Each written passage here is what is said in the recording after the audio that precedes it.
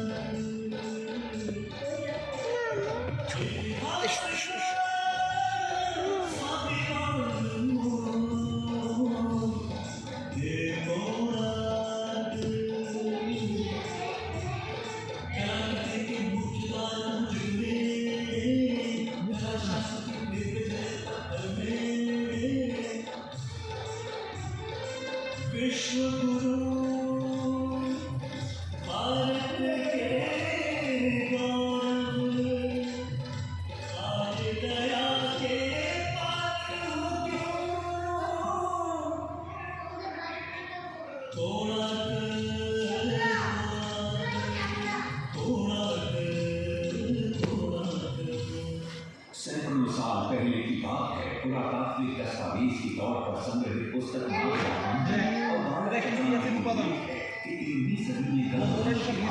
लांगुला नरसिंहदेव ने इस सूर्य मंदिर का निर्माण करवाया था। नरसिंहदेव युद्ध में बड़े प्रवीण और शक्तिशाली थे और मात्र 18 साल की उम्र में वे अपने पिता राजा अनंग भीमदेव की विशाल सेना के प्रधान सेनापति नियुक्त कर दिए गए थे।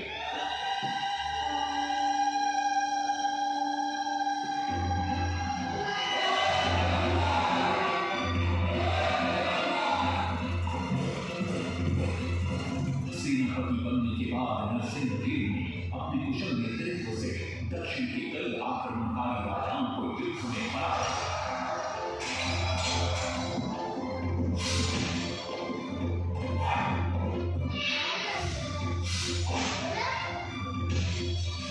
और उनके राजकोष पर कब्जा कर लिया।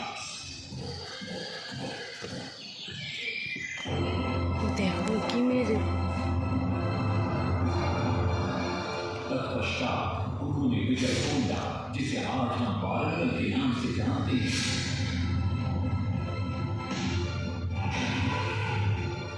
के काकतीय वंश के राजा गणपति को परास्त किया। और उनके राजकोष पर भी कब्जा कर लिया। 3 वर्षों तक निरंतर युद्ध के पश्चात जब वे बहुत सारी धन राजमाता कस्तूरी देवी पुत्र नरसिंहदेव की वीरता से बहुत प्रसन्न हुई और पुत्र के सामने अपने मन की इच्छा प्रकट की। कहा, तुम्हारे पिता ने शंकर क्षेत्रपुरी में भगवान जगन्नाथ का भव्य मंदिर बनवाया। मैं चाहती हूँ कि तुम पद्म क्षेत्र कोणार्क में उससे भी भव्य और विशाल सूर्य मंदिर बनवाओ। किंतु नरसिंहदेव माता से प्रति प्रश्न करते, सूर्य मंदिर ही क्यों, और वो भी कोणार्क में? तब राजमाता कस्तूरी देवी बतलाती, द्वापर युग में भगवान श्री कृष्ण के पुत्र सांब बड़े ही सुंदर और सुकुमार थे। वो नारद मुनि को चिढ़ाया करते। एक दिन नारद मुनि ने सांब को सबक सिखाने की योजना बनाई और उन्होंने सांब की सुंदरता की प्रशंसा कर उन्हें गोपियों के साथ जल क्रीड़ा करने को उकसाया। वहीं दूसरी तरफ भगवान श्री कृष्ण को जाकर कह दिया कि सांब अपनी मां समान गोपियों के साथ जल क्रीड़ा कर रहा है। श्री कृष्ण इस बात से बहुत क्रोधित हो जाते हैं और वे सांब को श्राप दे देते हैं, जिस सुंदरता का तुम्हें अभिमान है वो तत्क्षण नष्ट हो जाए। सांब को क्रोध हो जाता। जब सांब राजमहल लौटते हैं और मां चांद देवी को ये पता चलता है कि पिता श्री कृष्ण के श्राप की वजह से सांब की ये अवस्था हुई, तो सारी रानियां क्रोधित हो जाती। नारद जी को बुलाया जाता है। वे रोग मुक्ति का उपाय बतलाते हैं। वे कहते हैं, सूर्य की पहली किरण ऊर्ध्व देश के एक कोण पर पड़ती है जिसका नाम कोणार्क है। सांब को वहीं जाकर सूर्य की आराधना करनी होगी।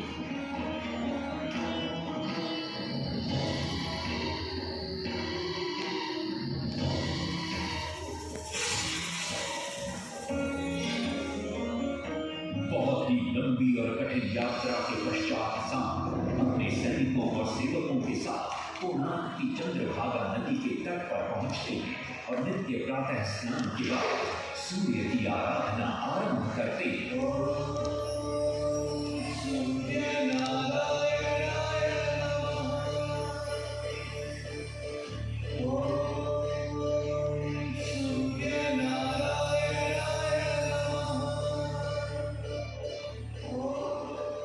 जल त्याग कर 12 साल की कठिन तपस्या के बाद सूर्य देव प्रसन्न होकर प्रकट होते और सांब को रोग मुक्त होने का वरदान देते। पुत्र, आज रात्रि के चतुर्थ प्रहर में स्नान करते समय नदी के तल में तुम्हें एक वस्तु मिले, वो मेरा ही प्रतिरूप हो। उसका स्पर्श पाते ही तुम इस कोढ़ रोग से मुक्त हो जाओगे। स्नान के पश्चात सांब जब नदी से बाहर आते हैं तो वो रोग मुक्त हो चुके होते हैं। उनके हाथ में एक छोटा सा पत्थर है। उनके सुंदर और सुकुमार शरीर को देखकर सारे अनुचर और सिपाही प्रसन्न होते हैं। सांब उस पत्थर को वहीं स्थापित कर एक छोटा सा मंदिर बनवाते हैं। लेकिन जब उन्हें ज्ञात होता है कि सूर्य पूजा का विधि विधान यहाँ किसी को पता नहीं है तो वे चिंतित हो जाते हैं। वे ध्यान में बैठते हैं। सूर्य देव पुनः प्रकट होते हैं और सांब के पूछने पर बतलाते हैं कि दूर पश्चिम में साक्य देश के माता ब्राह्मण पूजा की विधि विधान जानते हैं। सांब साक्य देश की ओर निकल पड़ते हैं जो आज का ईरान है। महीनों की लंबी यात्रा के बाद सांब 18 मादा ब्राह्मण परिवारों को साथ लेकर कोणार्क लौटते हैं और सूर्य मंदिर में पूजा शुरू हो जाती है। राजमाता कस्तूरी देवी नरसिंह देव को बतलाती है कि विवाह के कई वर्षों बाद तक जब हम निसंतान थे, मैंने भी उस सूर्य मंदिर में पूजा अर्चना की और तुम पुत्र रूप में मुझे प्राप्त हुए। माता की बात सुनकर नरसिंह देव मां को कोणार्क में संसार का सबसे भव्य और विशाल मंदिर बनाने का वचन देते। सदाशिव सामंतराय महापात्र जो शिवई सांतरा के नाम से लोकप्रिय थे, वे अपने सहयोगी बीसू महाराणा के साथ मंदिर का प्रतिरूप बनाते हैं और नरसिंह देव के समक्ष प्रस्तुत करते हैं। नरसिंह देव मंदिर का प्रतिरूप देखकर अभिभूत हो जाते हैं और शीघ्र मंदिर निर्माण कार्य आरंभ करने का आदेश देते हैं। से बड़े-बड़े पत्थर लाए गए, जितने पत्थर डाले गए सारे टूट गए। उसमें डाले गए, नहीं पता डाला, सारे टूट गए। सिर्फ सांतरा हुए परेशान, किस विधि मंदिर बने। सिर्फ सांतरा हुए परेशान, किस विधि मंदिर बने। एक दिन वे चिंतामग्न कोणार्क लौट रहे थे, तभी उन्हें प्यास महसूस हुई। उन्हें पास ही में एक कुटिया दिखाई पड़ती है जहाँ एक बूढ़ी औरत से उनकी भेंट होती है। शिवई सांतरा पानी मांगते हैं। बूढ़ी औरत पानी के साथ गरम गरम भोजन भी लेकर आती है। वे थाली के बीच में हाथ डालते हैं जिससे उनका हाथ जल जाता है। तब वो बूढ़ी औरत मुस्कुराकर कहती है, तुम तो शिवई सांतरा की तरह बीच से भोजन उठाकर खा रहे हो। ये सुनकर शिवई सांतरा को अपनी भूल का एहसास हुआ। माता रामचंद्री ने उपाय सुझाया, समझे शिवई सांतरा।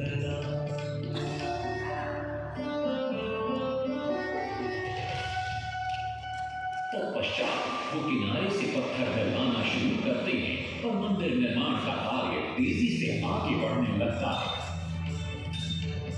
1200 शिल्पियों ने 12 वर्ष में मंदिर बनाया। घोड़े साथ सजाए रथ में, समय का चक्र बताया।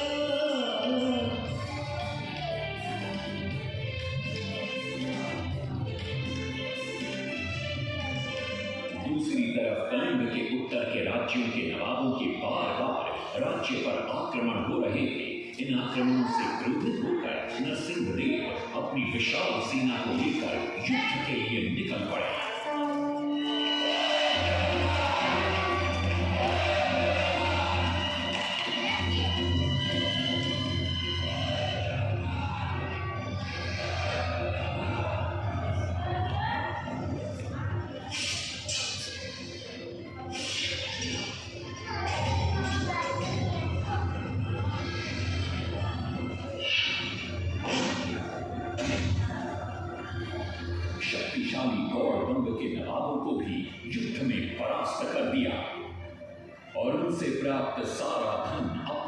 से भी लेकर सूर्य मंदिर के निर्माण कार्य में लगा दिया।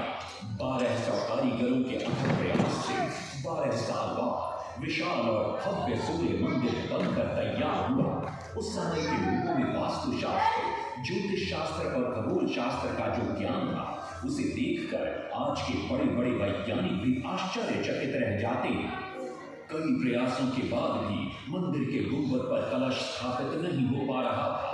क्रोधित नरसिंह देव ने आदेश दिया कि कल प्रातः काल तक यदि कलश स्थापित नहीं हुआ तो सबके सर धड़ से अलग कर दिए जाएंगे। सभी शिल्पकार घोर चिंता में डूब जाते हैं।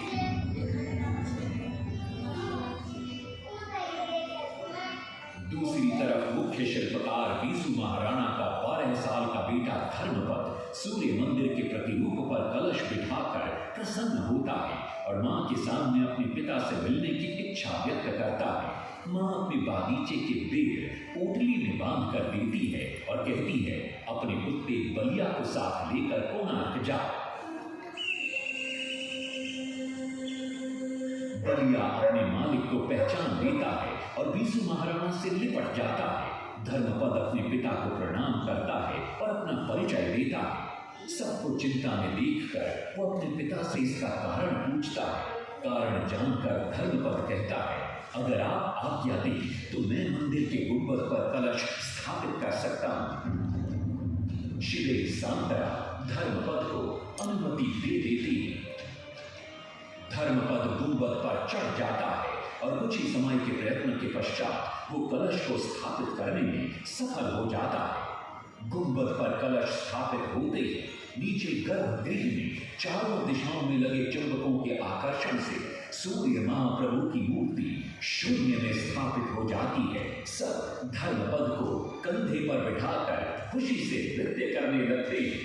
तभी कुछ कारीगर इसका विरोध करते हुए कहते हैं, अगर सुबह राजा को ये पता लग गया कि इस बच्चे ने कलश को स्थापित किया है तो किसी का बचना संभव नहीं है, इसलिए धर्मपद को मरना होगा। इस बात से शिवे सांतरा बड़े क्रोधित हो जाते हैं। भीषण वाद विवाद छिड़ जाता है। ये सब देखकर धर्मपद गहरी चिंता में पड़ जाता है और वो सोचता है कि यदि मेरे जीवित रहने से इन सब का सर काट दिया जाएगा तो इससे अच्छा है कि मैं आत्म बलिदान कर दूं ताकि सबके प्राण बच जाएं। और उसी पल धर्मपद नवनिर्मित सूर्य मंदिर के शिखर पर चढ़ जाता है। सुबह